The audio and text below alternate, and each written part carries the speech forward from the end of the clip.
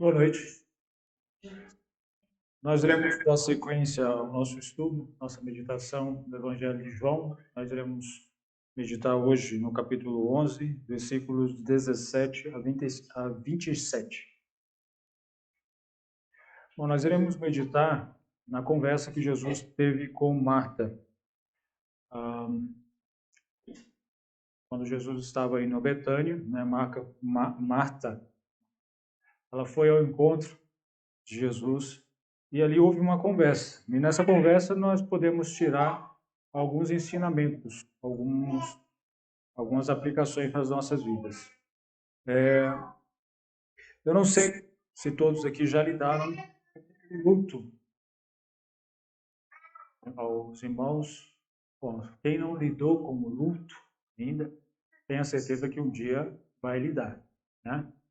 O luto, ele faz parte da vida de a maior parte das pessoas. Ou seja, quem não lidar com o luto, ele precisa morrer antes de todo mundo, né? Tem que morrer. Você morre, então você não vai enterrar ninguém, porque você vai ser enterrado primeiro. Mas aqui nesse contexto é isso. Nós vemos Marta e Maria lidando com o luto, com a dificuldade, a tribulação, né? Sofrimento que é essa circunstância.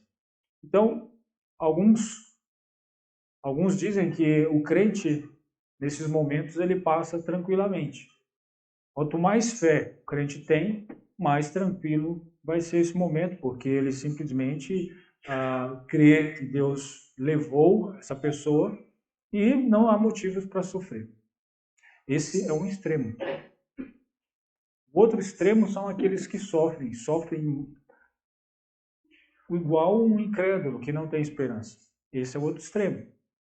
Um crente, ele sofre com a perda de uma pessoa querida, de uma pessoa próxima, a perda de um ente ou de um irmão em Cristo. Mas não como aqueles que não têm esperança. O apóstolo Paulo, lá em 1 Tessalonicenses, ele escreveu algo aos irmãos de Tessalonicenses. Primeiro, antes de nós irmos para o nosso texto, vamos ver essa passagem. 1 Tessalonicenses, no capítulo 4, Paulo está escrevendo aos irmãos, de certa forma, confortando aqueles irmãos. E aí, no versículo 13, ele fala assim: Não quero, porém, irmãos, que sejais ignorantes acerca dos que já dormem, para que não vos entristeçais como os demais que não têm esperança. E aí ele fala sobre a ressurreição de Cristo. Cristo ressuscitou, nós também ressuscitaremos com Cristo, e ele fala quando que isso vai acontecer. Então, Paulo, ele está dizendo essas coisas para que aqueles irmãos não fiquem na ignorância e não se entristeçam, como aqueles que não têm esperança. Ou seja, as pessoas que não têm esperança após a morte, esperança na eternidade, eles sofrem realmente com a morte.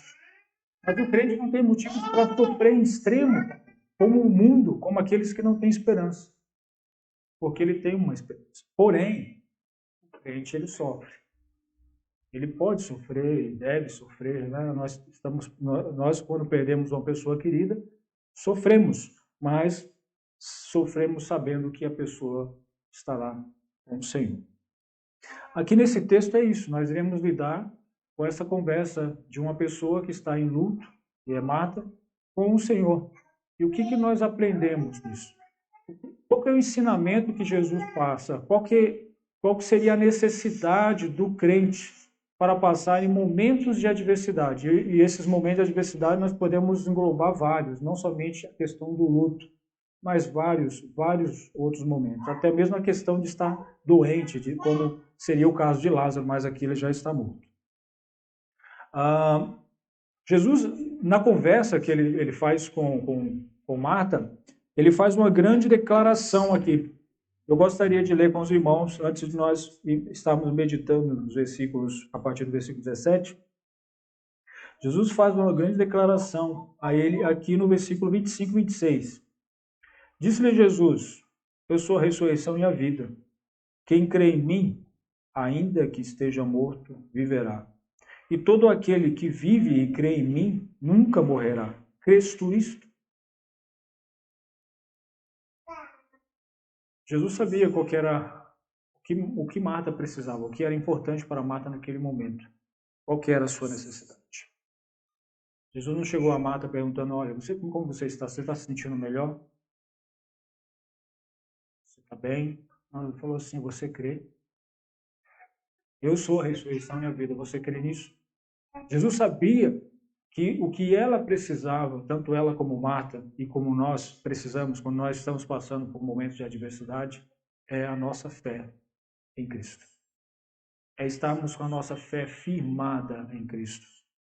E nós sabemos que o propósito de Jesus Cristo na morte de Lázaro era a glória de Deus e também o crescimento da fé daqueles irmãos, Marta, Maria e os discípulos, e a conversão de outras pessoas. Esse era os propósitos, vamos dizer assim, da morte de Lázaro. Então Jesus mostra nessa passagem, já nesses versículos, mostra qual que era a necessidade de Marta naquele momento. É que ela cresce em Jesus como sendo a ressurreição e a vida.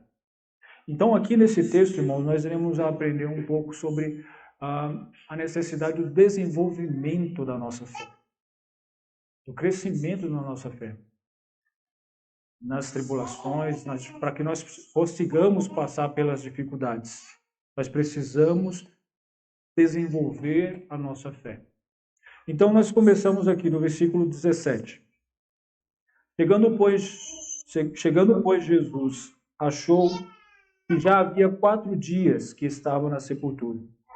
Ora, Betânia distava de Jerusalém quase 15 estádios, e muitos dos judeus tinham ido consolar a Marta e a Maria acerca de seu irmão. Ouvindo, pois, Marta que Jesus vinha, saiu-lhe ao encontro. Maria, porém, ficou assentada em casa. Bom, até aqui. Primeiro, nós vemos aqui no versículo 17 que Lázaro já estava morto há 4 dias. Já estava na sepultura há 4 dias. Então, chegou uma circunstância onde as coisas fugiram do nosso poder.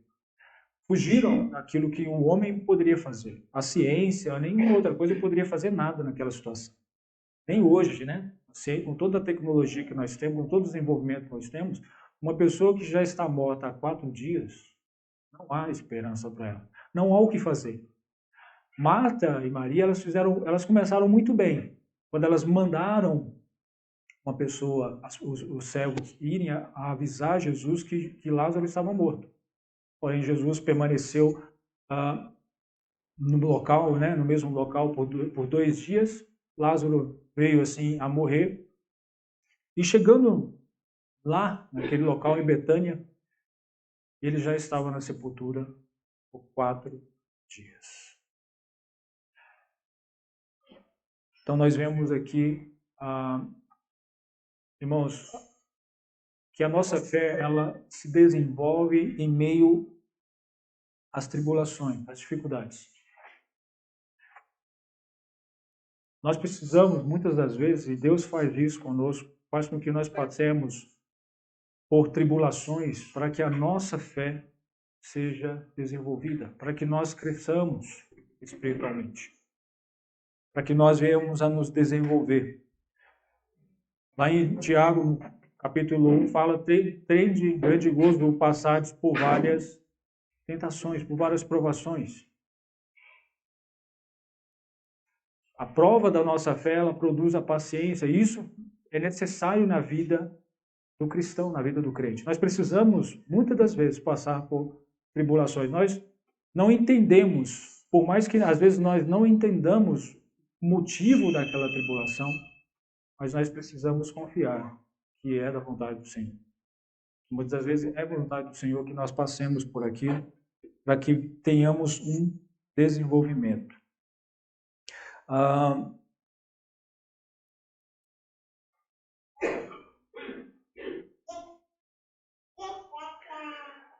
Aqui no nosso texto, né, nós vemos o relato do apóstolo João falando sobre a distância de 15 estádios até de Jerusalém até Betânia, e que muitos judeus tinham ido consolar Marta e Maria acerca do seu irmão. Bom, o que nós podemos entender sobre essa distância? Provavelmente ele cita a distância, um estádio, segundo uma pesquisa que eu fiz, é cerca de 180 metros, uma medida usada pelos romanos. Um estádio é equivalente a 180 metros. 15 estádios teria equivalente a quase 3 quilômetros, 2.700 e alguma coisa, né? Quase 3 quilômetros de Jerusalém até Betânia. Então, eu confesso que eu não sei exatamente por que ele colocou isso aqui. Por que ele fez questão de colocar a questão da distância? Talvez para mostrar que muitas pessoas, que a distância não era tão grande. Alguns ligam isso aqui à demora de Jesus de chegar até Betânia, né? Alguns tentam fazer essa ligação entre Jesus demorar tanto tempo para chegar até Betânia, né? E a distância que é descrita por Lázaro. Por Lázaro, não, desculpa. A distância que é descrita por João aqui, falando sobre 15 estádios. Bom, é levantado várias questões. Mas nós sabemos que nós podemos demorar 10 minutos daqui. Eu posso demorar 10 minutos para chegar na minha casa, como eu posso demorar 2 horas também para chegar na minha casa. Depende das circunstâncias. Hoje tivemos uma experiência assim. Hoje, na Dutra, nós pegamos uma distância de 2 quilômetros e ficamos a manhã quase inteira, das 9 até as 11h30, numa distância de 2 quilômetros, na Dutra. De carro, não foi a pé. 2 quilômetros, 2 horas e meia mais ou menos. O trânsito parado. Então, as circunstâncias, elas podem mudar. Jesus talvez parou em algum motivo. Eu não acredito que o Lázaro, novamente eu chamando o apóstolo de Lázaro, não acredito que a intenção do apóstolo João aqui fosse relatar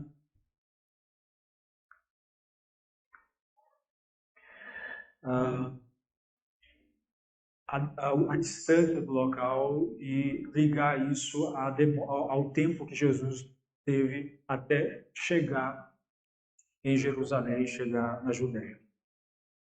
Bom, aqui faz mais referência àquelas pessoas, né? Eu vejo que essa questão da distância faz mais referência àquele número de judeus que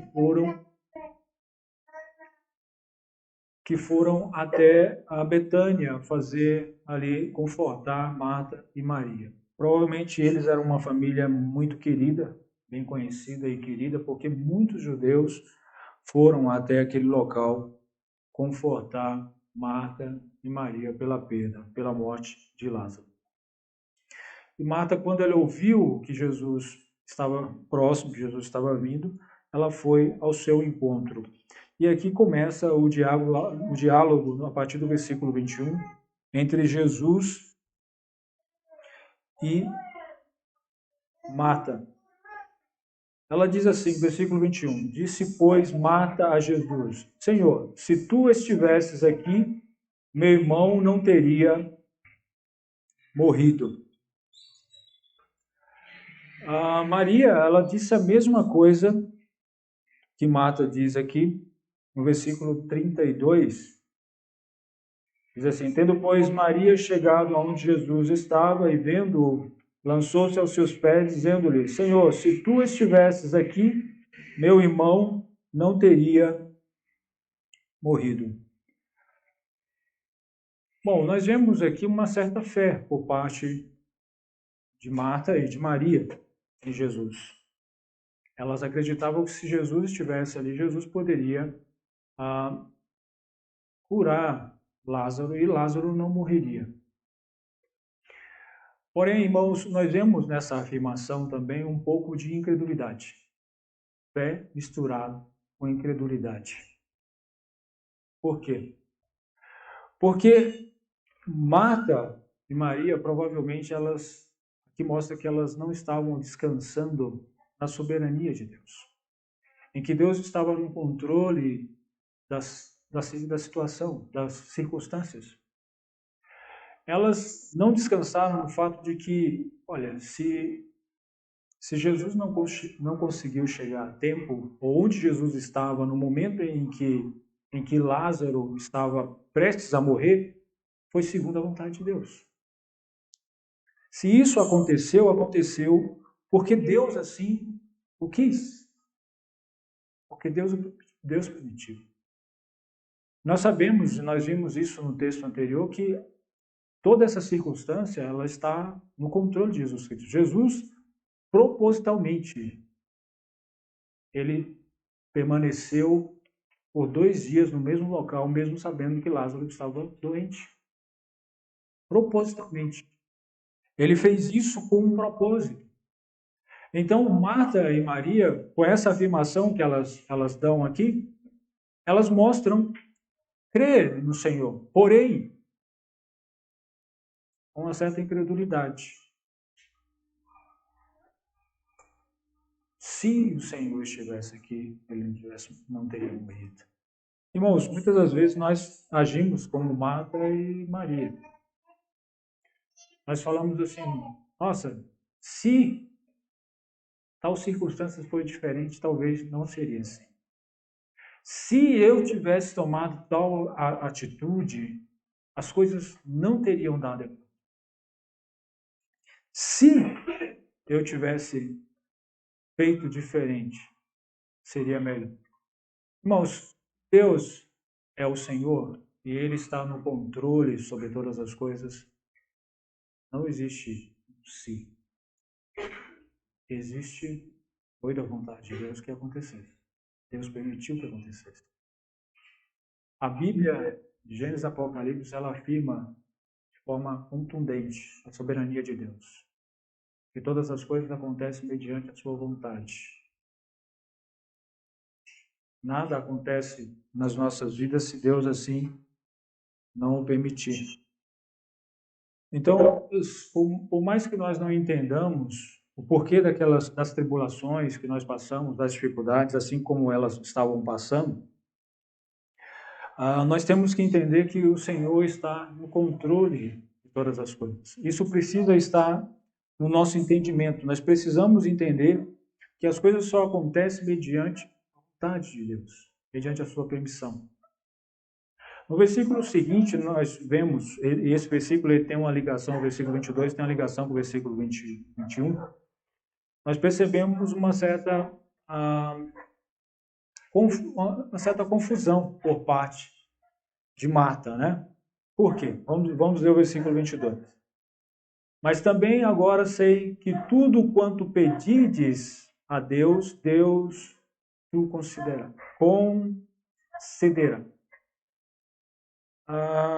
Irmãos,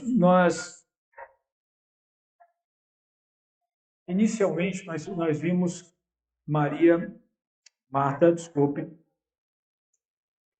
mostrando uma fé em Jesus que ele poderia curar Lázaro de lado se ele estivesse ali presente. Mas aqui no versículo 22, nós vemos ela falando que Jesus poderia, mesmo naquele momento, Jesus poderia orar a Deus, né? Tudo que ele viesse a pedir a Deus, e Deus iria concedê-lo.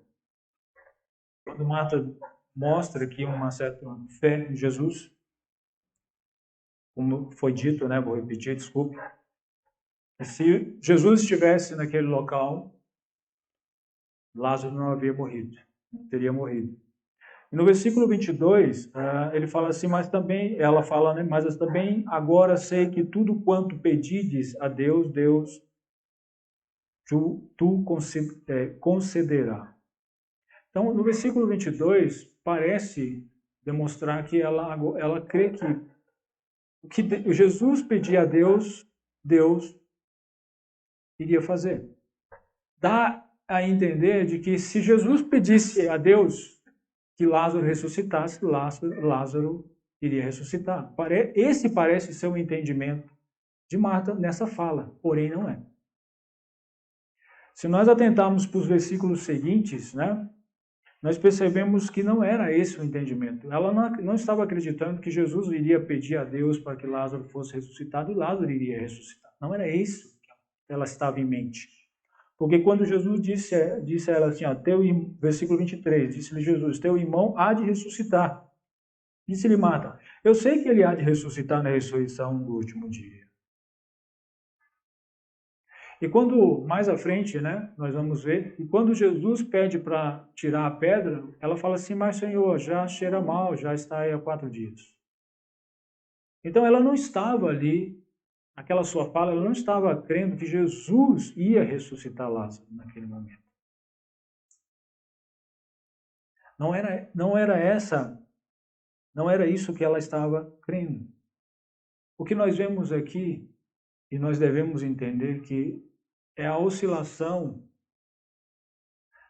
dos sentimentos de uma pessoa que está passando por aflições. Ela crê em Cristo, mas a sua fé ainda precisa ser desenvolvida. A sua fé precisa crescer. Irmãos, a nossa fé ela precisa crescer para que nós não venhamos a limitar o Senhor, limitar a Deus. Nós precisamos ter uma fé desenvolvida para que não venhamos a querer colocar Deus no tamanho do nosso problema, por exemplo. Às vezes enxergamos o nosso problema e falamos assim, olha, meu problema é maior do que o Deus que eu sigo. Limitando Deus. A nossa fé precisa desenvolver para que nós enxerguemos quem realmente é Deus. E do que Ele é capaz. Maria e Marta, com certeza, elas tiveram conhecimento daquela cura que Jesus fez lá daquele jovem, do filho daquele oficial. Lembra no capítulo 4, se eu não me engano. Jesus não precisou ir até ele para curar. Jesus falou à distância. Aí o pai dele procurou saber qual foi o momento que ele tinha sido restabelecido a sua saúde, e foi exatamente no momento que Jesus tinha falado que ele estaria curado. Então elas tiveram conhecimento, muito provável, é muito difícil elas não terem tido esse conhecimento daquele momento, daquele grande milagre que Jesus realizou. Então elas sabiam muito bem que Jesus não precisava estar ali fisicamente. Elas estavam limitando Jesus a um espaço e a um tempo para poder curar Lázaro. Como eu disse, Marta, quando ela falou esse versículo 22 para Jesus, que tudo que ele pedir a Deus, Deus o concederia, ela estava limitando Jesus ao tempo.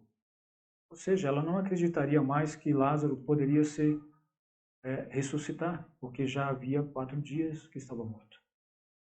Então Jesus, para ela, estava limitado ao tempo ali. Ela cria em Jesus, porém a sua fé precisava ser desenvolvida.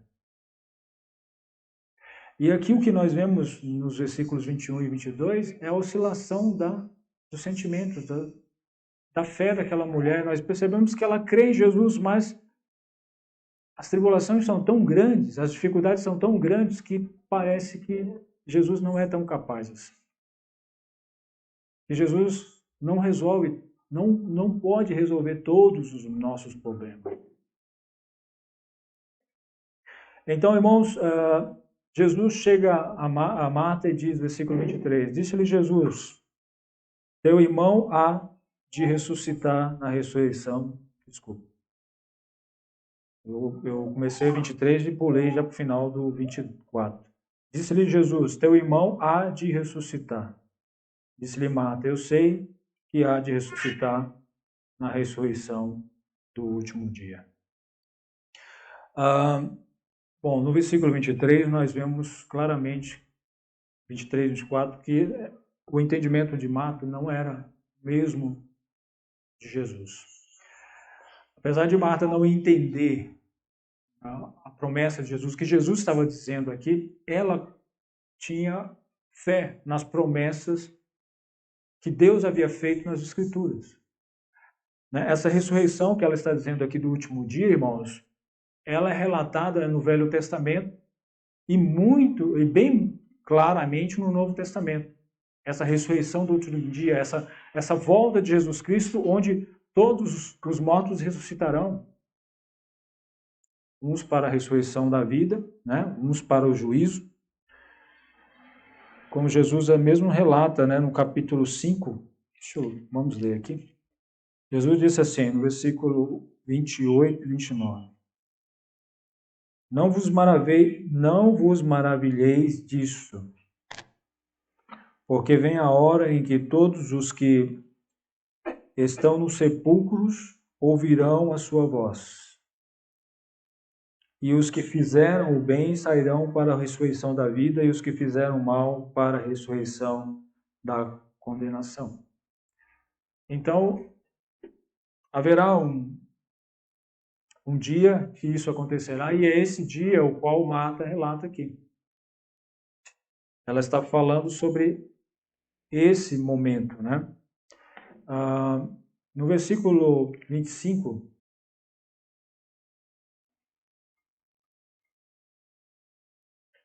Jesus declara a Marta, disse-lhe Jesus, eu sou a ressurreição e a vida. Quem crê em mim, ainda que esteja morto, viverá. E todo aquele que vive e crê em mim, nunca morrerá. Crês tu isto?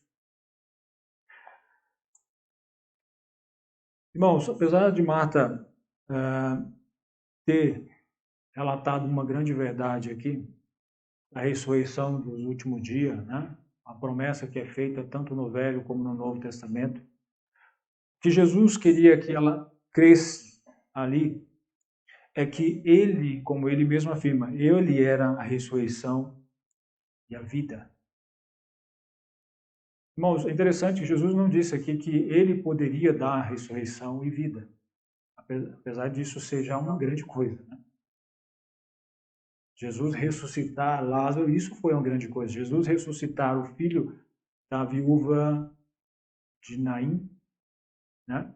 Isso já é uma grande coisa. Jesus ter ressuscitado a filha de Jairo, isso já foi uma grande coisa. Na verdade, há algumas ressurreições também no Velho Testamento, mas são poucas, né?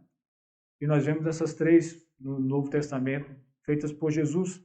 Tem também, né, Paulo ressuscitou aquele, não sei se era um jovem, mas o Eutico, né? Então, tem alguns casos, mas são bem poucos.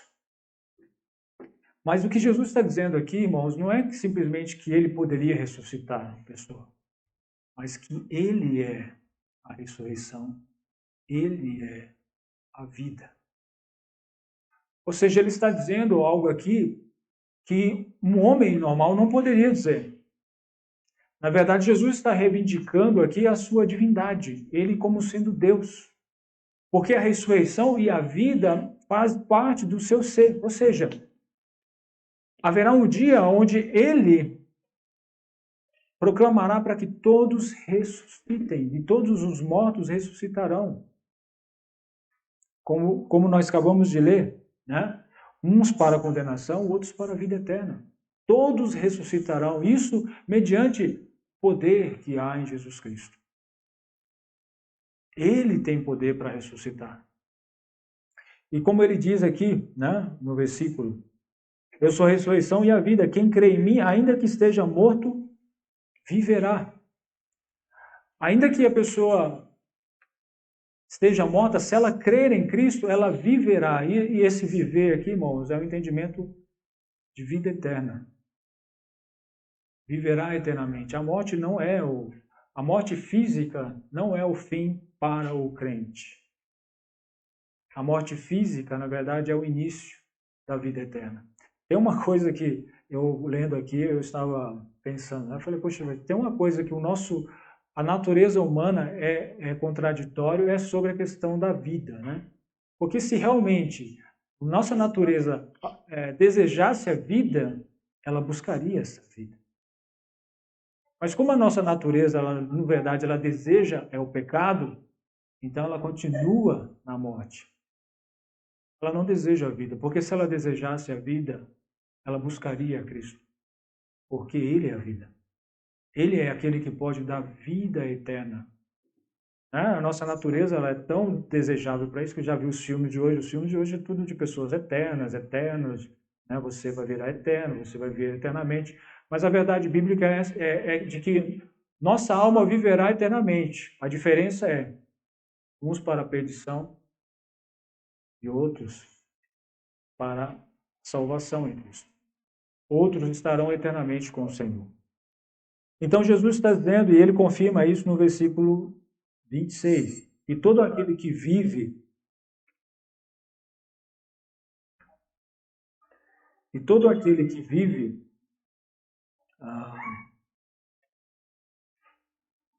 crê em mim, nunca morrerá. Crês tu isto?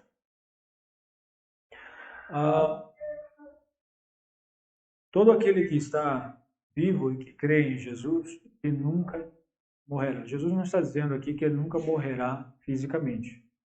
Lembrando, o entendimento aqui é espiritual. Jesus não está dizendo que o crente nunca vai morrer fisicamente. Ele está dizendo que nunca morrerá espiritualmente. A nossa vida eterna, ela vem mediante a fé em Cristo Jesus. E quando, uma vez que nós temos essa vida eterna, como ele diz assim, ele diz aqui, nunca morrerá. Crês tu isto? Então, irmãos, nós precisamos ter uma fé desenvolvida. Jesus queria que Marta, não somente Marta, mas Maria e aquelas pessoas que estavam passando por aflições, por sofrimento naquele momento, elas enxergassem Jesus como sendo a ressurreição e a vida. Na história, quando nós vemos o Novo Testamento, principalmente, nós vemos os apóstolos escrevendo para aqueles irmãos que estavam já passando por aflições, por perseguições, por causa do Evangelho de Cristo, eles começam a relatar das coisas eternas, as coisas que há por vir. Essa era o conforto para aqueles irmãos. A mensagem de conforto, as palavras de conforto. O conforto não estava nas coisas deste mundo. O conforto não estava nas coisas passageiras, o conforto estava nas coisas eternas. Assim como Jesus estava mostrando aqui. Jesus queria que eles crescem em Jesus como sendo a ressurreição e a vida, aquele que dava vida eterna, não meramente uma vida física. Jesus não queria que a fé de Marta e Maria se limitasse a simplesmente naquele milagre que ele ia realizar em ressuscitar Lázaro. Ele queria que a fé delas duas e de outras pessoas se desenvolvesse para enxergar a Cristo como sendo o Senhor da vida. Aquele que ressuscitará todos nós no último dia.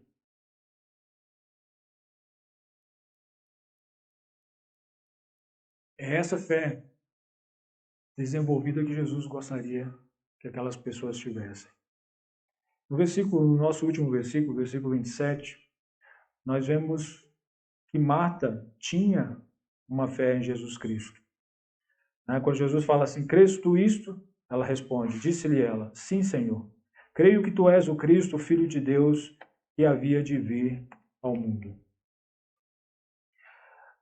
Bom, Marta faz uma grande declaração aqui, né? Na verdade, ela faz a declaração pela qual o apóstolo João desejaria que todos os leitores deste evangelho fizessem.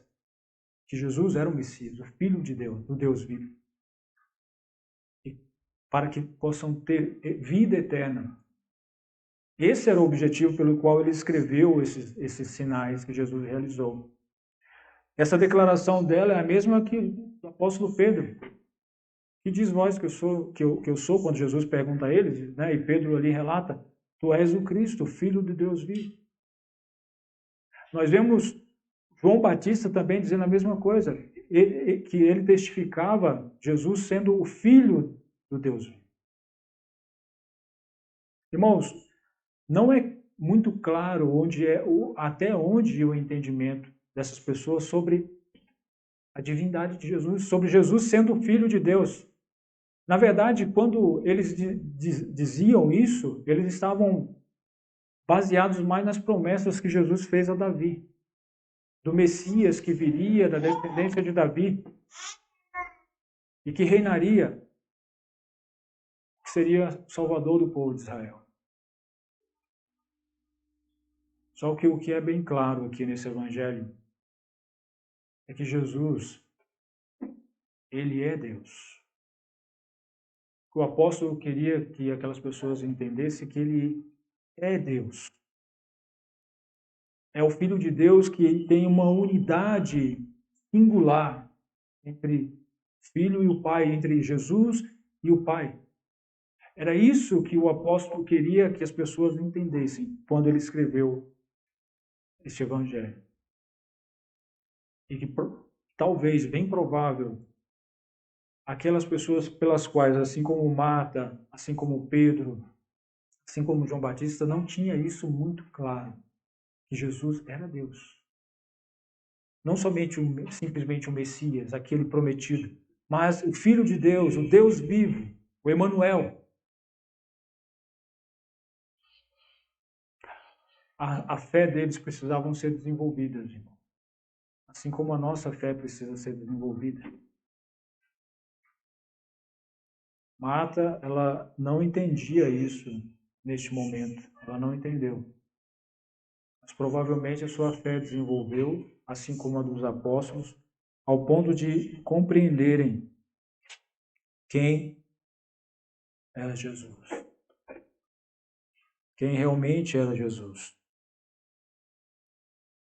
Uma fé verdadeira acredita que Jesus é o Messias, que Jesus é aquele que foi prometido por Deus, que Jesus veio e morreu pelos nossos pecados.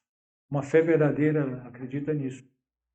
E essa fé verdadeira, ela se desenvolve com o tempo. E ela passa a não somente crer, mas conhecer este Jesus, como ele realmente é. Senhor sobre todas as coisas, Criador de todas as coisas, que abriu mão dele mesmo, né, da sua glória, tomou essa nossa forma como sacrifício pelos nossos pecados.